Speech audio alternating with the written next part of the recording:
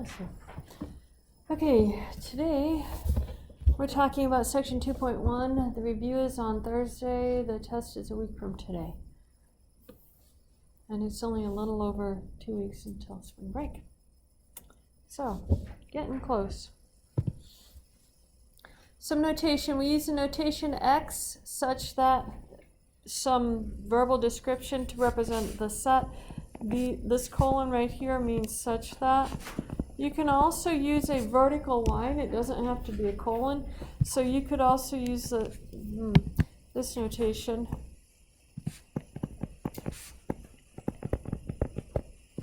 You could use either notation for it. It doesn't matter which way. Either one is accurate. So let's look at some examples. We have our set A, which has 1, 3, 5, 7, 9, 11, 13. We could write it in this notation. Here is our X. That is our variable name. Our colon means such that. And then this is our description right here. X is in the naturals, X is odd, and X is less than 14. So that's how we could write it using that notation. Another set that we're going to see, and we're going to use this in examples, is multiples of the integers. So all multiples of 3 are 3z, such that z is in the integers. So that would be our set -6, -3, 0, 3, 6, keeps on going. It's an infinite set. Any questions on that notation, or what that notation means? Yeah. So the first, before the colon, that's the variable? That's a variable that name. You're choosing to do? Yeah. That's what we're using to represent it. You can make that be anything you want.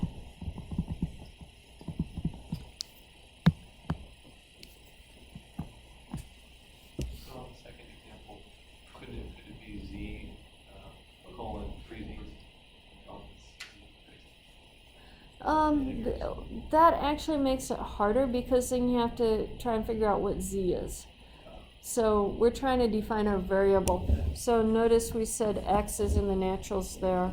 It's a variable, and then we manipulate the variable. And that's easier to figure it out. Yeah. Any other questions on that?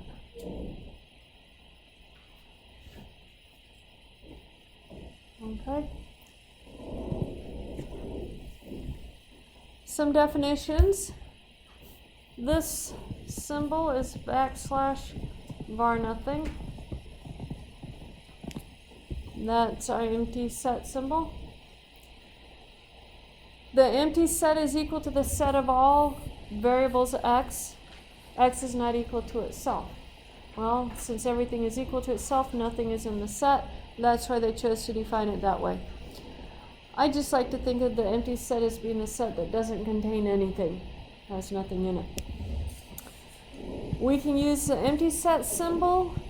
We can use curly braces with nothing in it, and that means the empty set.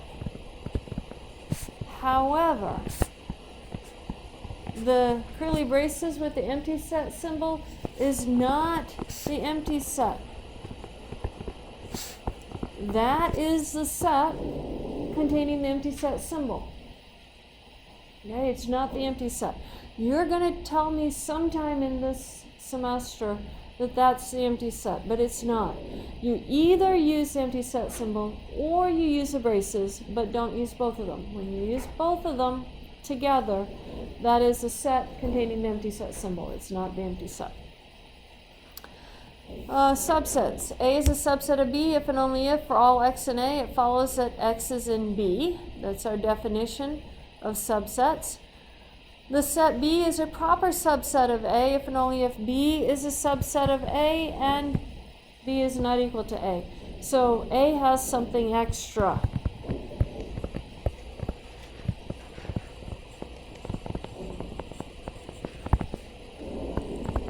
A has something extra not in B.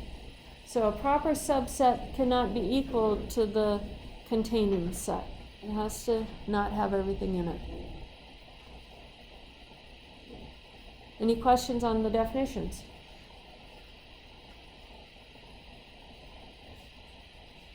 Okay. So let's look at some examples. A is going to be our set 1, 2, 3, 4, 5, 6, 7. B is 2, 4, 6. C is 3, 6, 9. Is B a subset of A? Yeah. Is B a proper subset of A? Yes. A has more elements than B, so B is a proper subset of A. Is C a subset of A? No. Because the element 9 is not in our set A. 9 is not an element of our set A. Is C a proper subset of A? If it isn't a subset, it's not a proper subset. Is A subset of itself? Yes. Is A a proper subset of itself? No. It can't have anything different from itself, so it can't be a proper subset of itself. You guys have a classwork example that you get to work through now.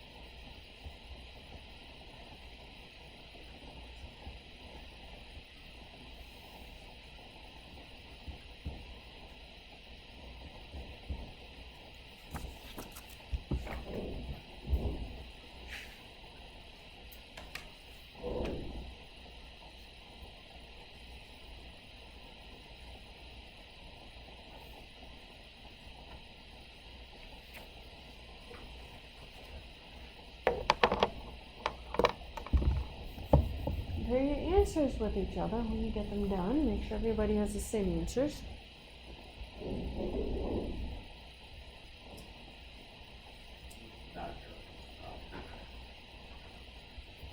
The empty set's a proper subset of every set.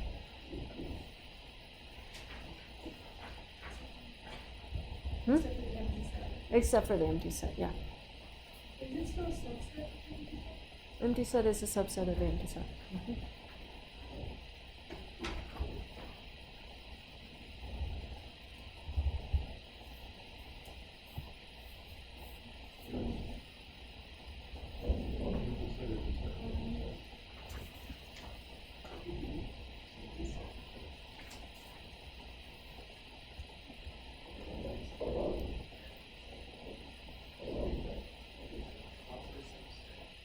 Is it true to say if it's a proper subset, then it has a subset? Yeah.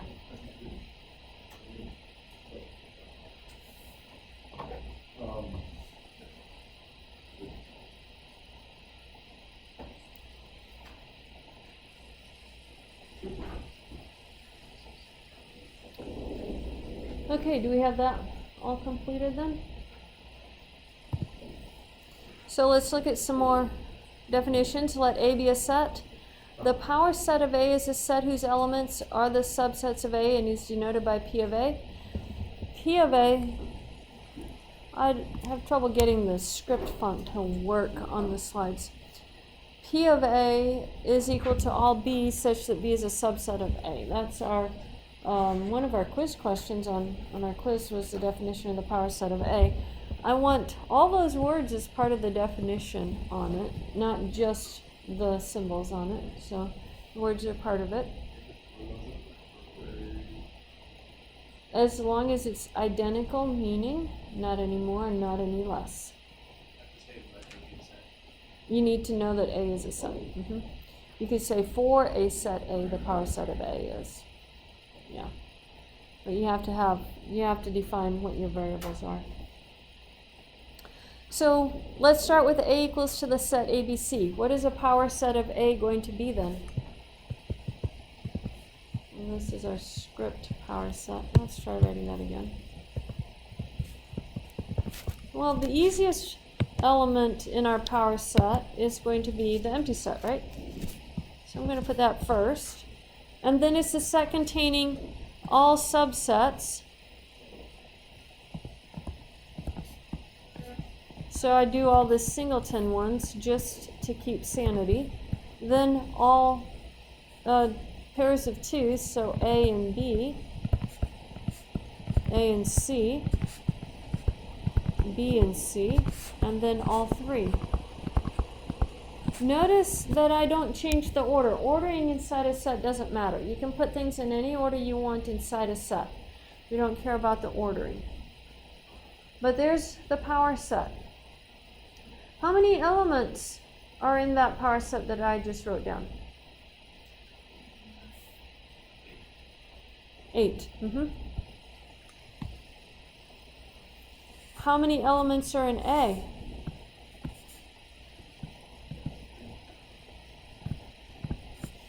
So if A is a set with n elements, then the power set of A is a set with 2 to the n elements. 2 to the n minus 1 of those will be proper subsets.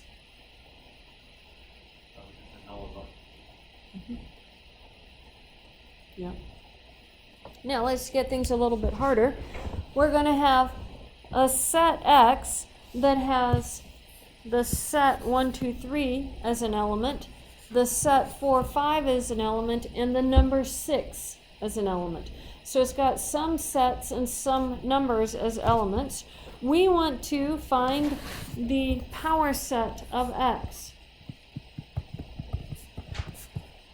First of all, what's the easiest subset?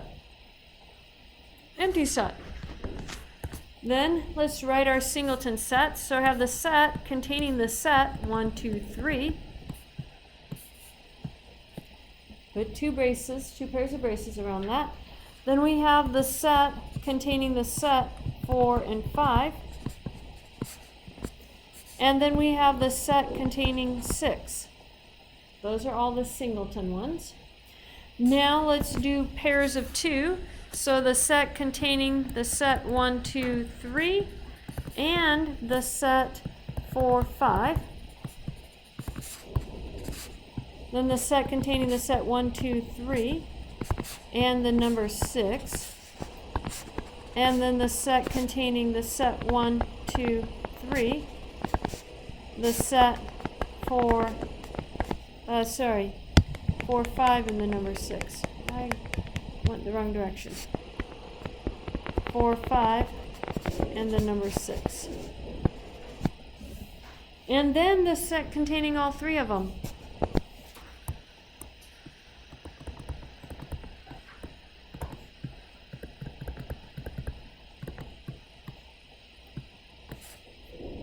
And there's my power set.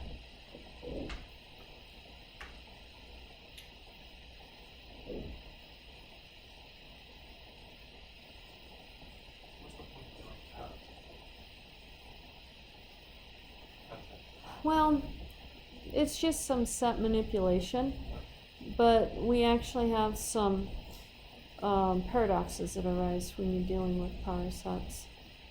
So that's probably where it's most widely known, is dealing, but we can't do the paradox yet. We're getting to it, but yeah.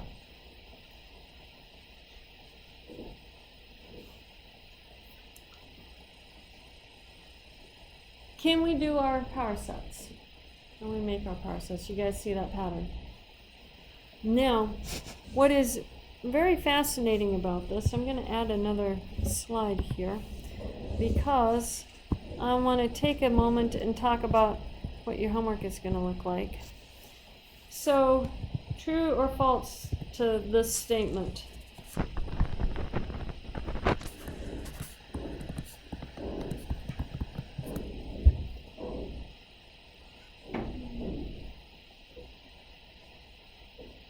I'd submit to you it's false.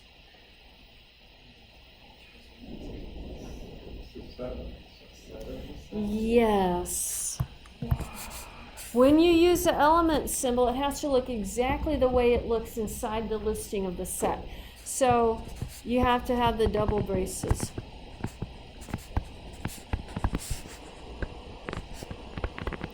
However, if I use the symbol subset, then I don't put the no. I have to put an extra set of braces around it.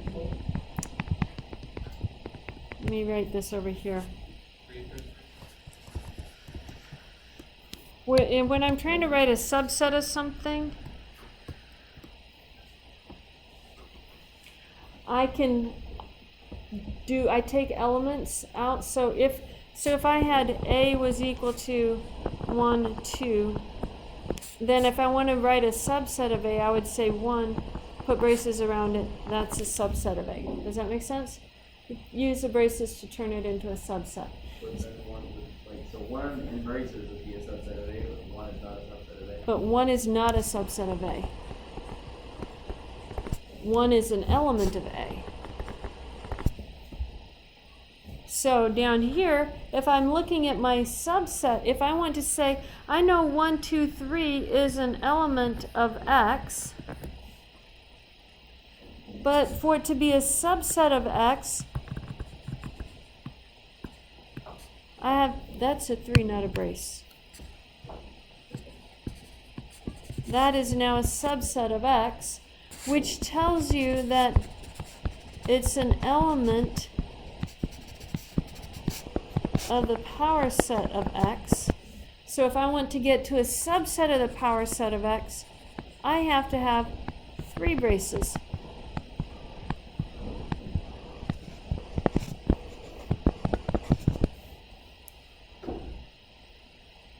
Okay?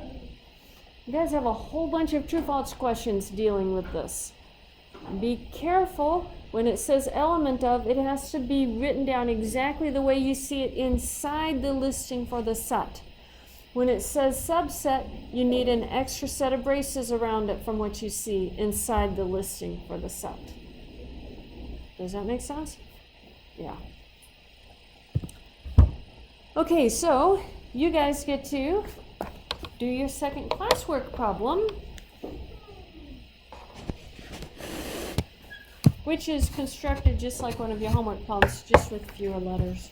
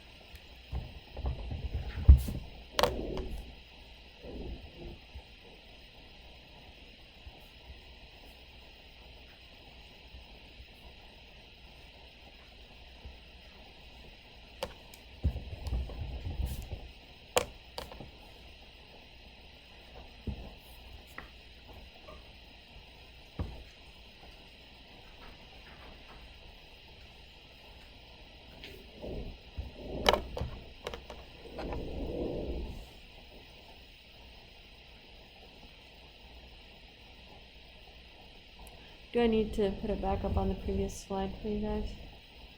Will that help? So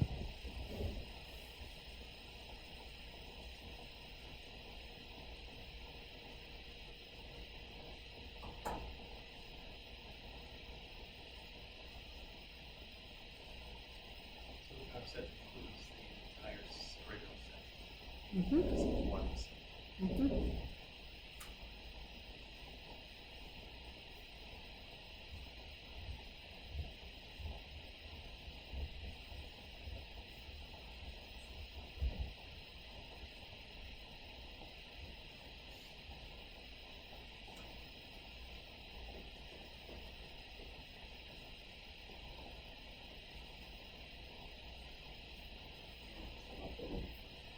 Do what, huh? A lot of curly work. Oh yeah, and trying to get that straight from threes is a pain. My threes look like curly braces before I'm done. Looking all like S's. Well, there's that Little too. brackets, little sticking out. Yep. Okay, compare your answers with each other. Make sure everybody has the same answers. Make the grader's life happy. Preferably the same correct answers. Yeah.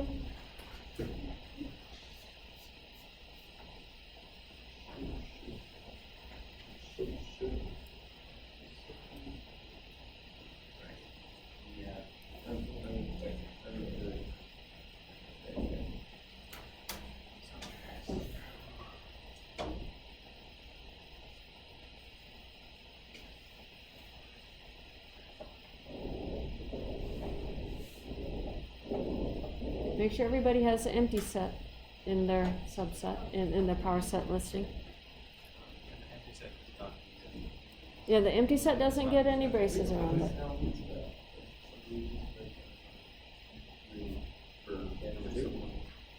gotta write that.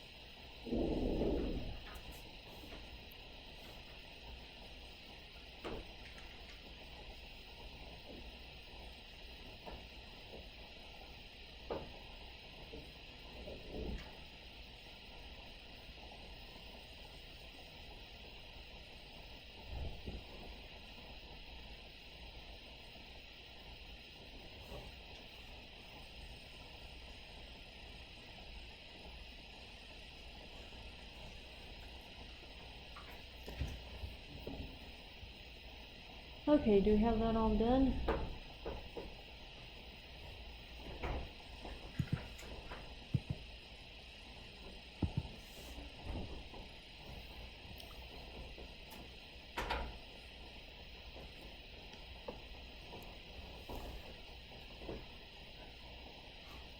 It's the strangest thing. I don't know if you guys can see this.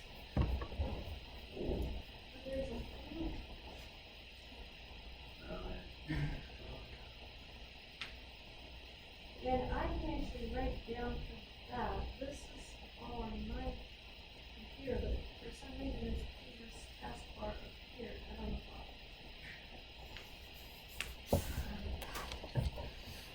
why. So if I go below that and you can't see what I'm writing, let me know because I can see it on my computer screen. Okay, so talking about proofs. The direct proof of A is a subset of B. You let X be any object, suppose X is in A. What we often do is combine this together into one phrase and we just say let X element of A. And that's how we write it down when we're writing it as a proof. What we're going to do is show some work to conclude that X is in B. And then this is our conclusion statement right here. Therefore, A is a subset of B. Everything that you start with in A, we need to be able to show lives in B. Now, when you're thinking about this, you're not saying that everything has the same name that starts from A and is in B. Things in B may have different names, but you're still pairing them up based off of the, that they're the same element. They just may have different names. So you could have, think about a list of book names that are in English and the same book's names listed in Spanish. You start with the book in the first list. Its name is in English, but you can pair it up with the one that's name is in Spanish. So you know that element is over there. It may have a different name. It may have a different representation, but you can find out which element it is over there. And so you can make this pairing that these elements are the same. Start with one set, you show everything in that set lives in the other set. And that's our goal. So our first proof that we're going to do with this is let A and B be natural numbers, and let AZ and BZ be the sets of all integer multiples of A and B respectively. Prove that if A divides B, then BZ is contained in AZ. Oh, that's awfully big for scratch work. So here's my scratch work. So what is our assumption? First of all, I'm going to put the proof statement down here, and I'm going to put my assumption over here. I need to know something about A, Z, B, Z, and A and B. Those are our assumptions. So we're going to say let A and B, it says, be in the naturals. So A, B, element of the naturals. And AZ equal to all A times Z such that Z is in the integers. And BZ be equal to the set of all B little z, Z is in the integers. We had that definition at the start of class. One other part goes in the hypothesis. A divides B.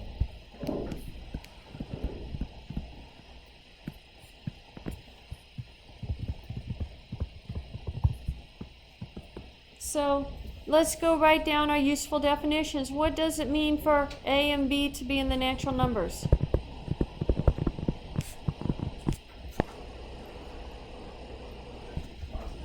They have to be positive and greater than or equal to 1. And they're integers, yeah. Let's look. I wrote down what A times Z and B times Z are. They're sets. And what does it mean for A to divide B?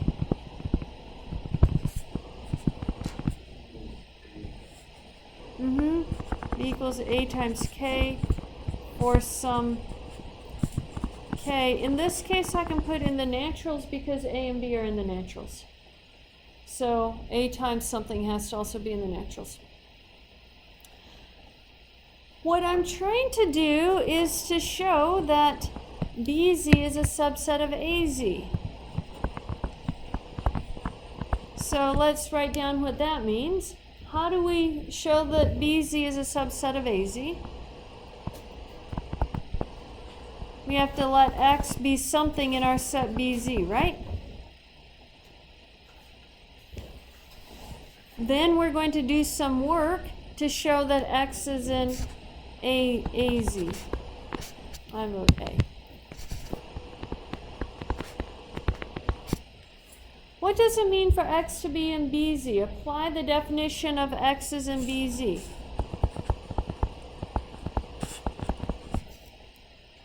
Except don't use a K, we already used K. X is to C in the integers such that X is equal to B times C. Okay. What does it mean for X to be in AZ? I'm working backwards from this one.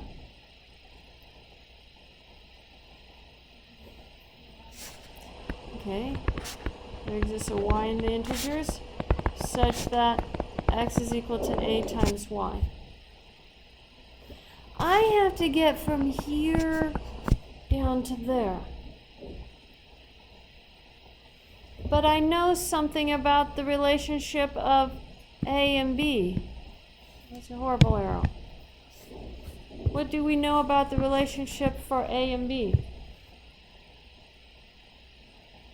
B is equal to AK. So how are we going to change that B into an A? Substitute it, right? Yeah. Substitution.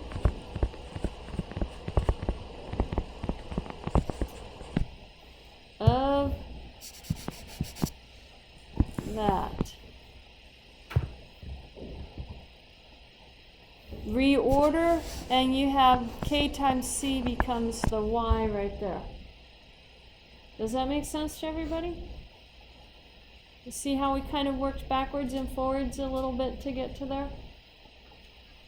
Now let's write it up as a pretty proof.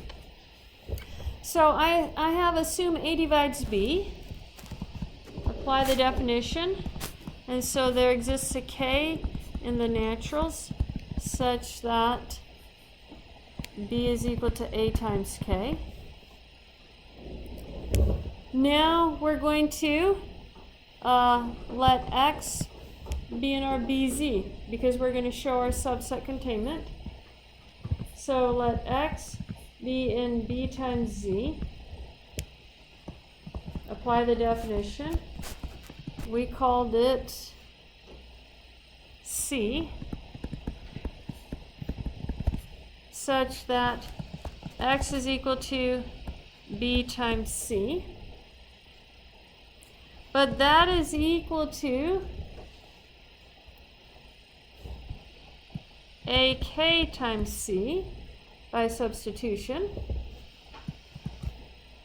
And then that's equal to A times Y, where Y equals K times C is in the integers.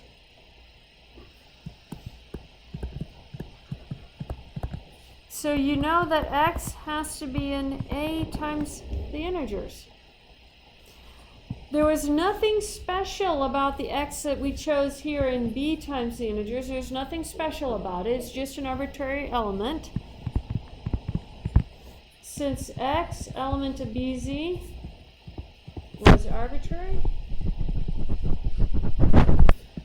I know there exists, I'll skip and go straight to BZ has to be a subset of AZ. I could have expanded that out, but I don't need to. That's showing our subset right there. Now I just have to write my final conclusion.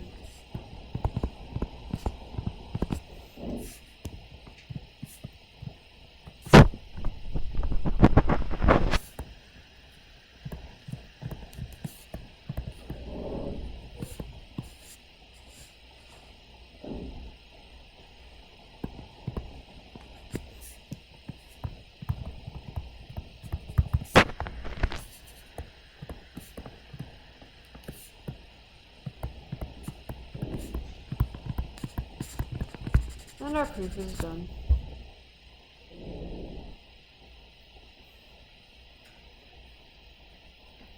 Any questions on that?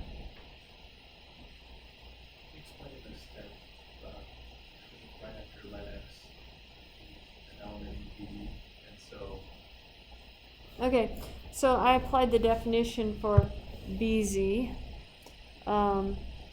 X is in BZ implies there exists a C so that X is equal to B times C. That's our definition of BZ. is that a book? Yeah, it was also on our second slide. Except I used the number 3. Oh, okay. That's Yeah, it's a general form. So I just said, okay, if X is something in there, then it has to be of that form. And then I applied the, this is A divides B. That's how I got that step right there. And then K times C equals Y.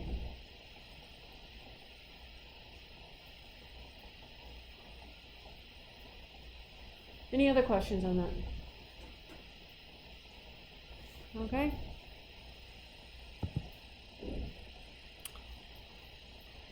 Let's look at this one. This one is an if and only if, which means it has to go 2 directions. This is my scratch work. There's my proof symbol. What's the hypothesis statement? What is our assumption?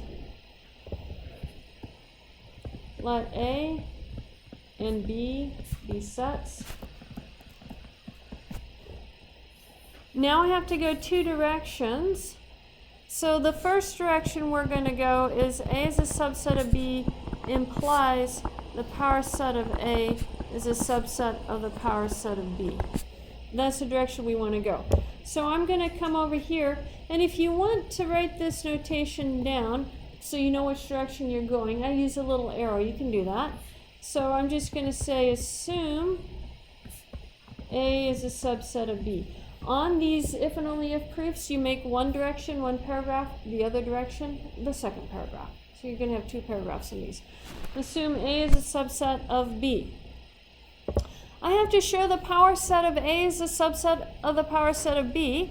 So we have to let X be any element in the power set of A. And our goal is to show X is in the power set of B.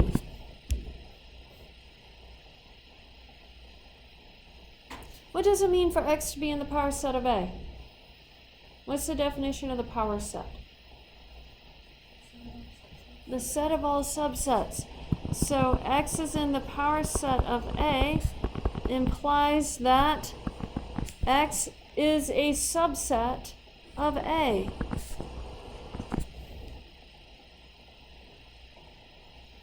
But you know that A is a subset of B, so that tells you that X has to also be a subset of B by our theorem statement. That was our first theorem that we had. That makes sense? So that tells you that X is in the power set of B. That's our work for that direction, so let's write it down. Let X, I'm using a capital X here, be an element of the power set of A. And I'm doing that because I know that the power set of A contains sets. Then, by definition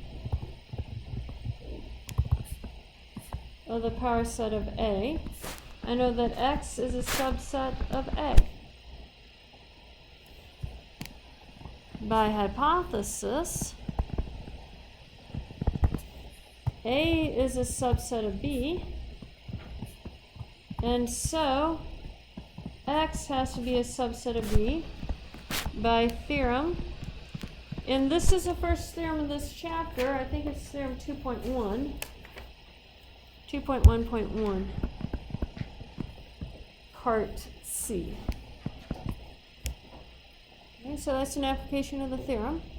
If X is a subset of B,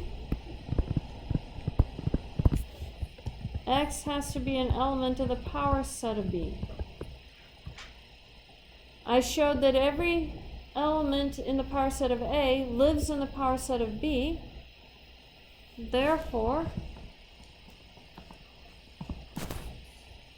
the power set of A is a subset of the power set of B.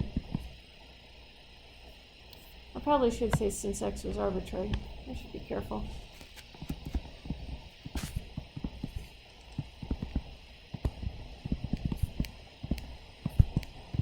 Arbitrary means nothing special.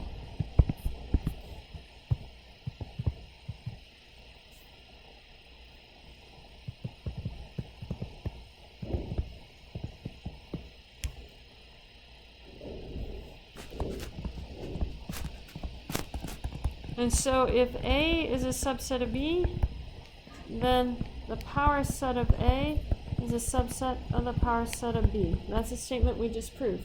Let's go in the first direction. Going back the other direction, we have to show if the power set of A is a subset of the power set of B, then A is contained in B. So what is the assumption statement for that one?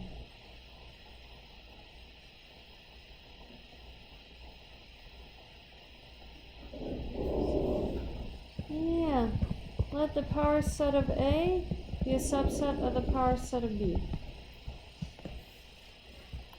I want to show A is contained in B, so what do we have to say? Let X be an element of what?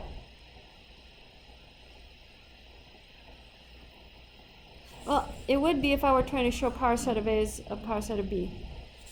I have to choose it from that one. Let X be an element of the set you're trying to show is inside the other one. So it's in your beginning set. Then we have to find it in the ending set. So let X be an element of A. I want to show X is an element of B.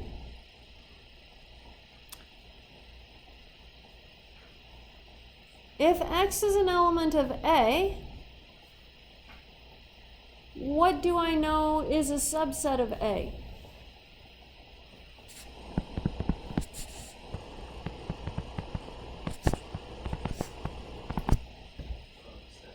Yeah, the set containing X is a subset of A. But everything, well, let me not skip steps. That means that set containing X is an element of the power set of A, right? But where does the power set of A live? In the power set of B. So that tells you that that singleton X is an element of the power set of B. But if it's an element of the power set of B, it's a subset of B.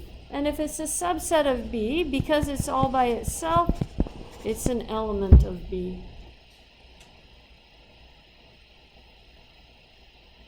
Did you guys follow that? Last step. Okay, it's a singleton set. It only has one value in it. And if that's a subset of B, then everything inside the braces has to be elements of B. For something to be a subset, all those things have to be inside it. So that gets us where we need to go. So let's write it down. Let X be in A. Then the then the singleton set is a subset of A. And so the singleton set is an element of the power set of A. Since the power set of A is contained in the power set of B by hypothesis,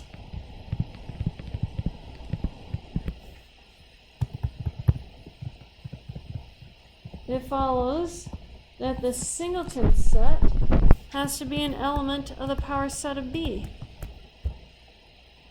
But if it's an element of the power set of B, the singleton set is a subset of B, and hence X has to be an element of B. Therefore, since X element of A was arbitrary,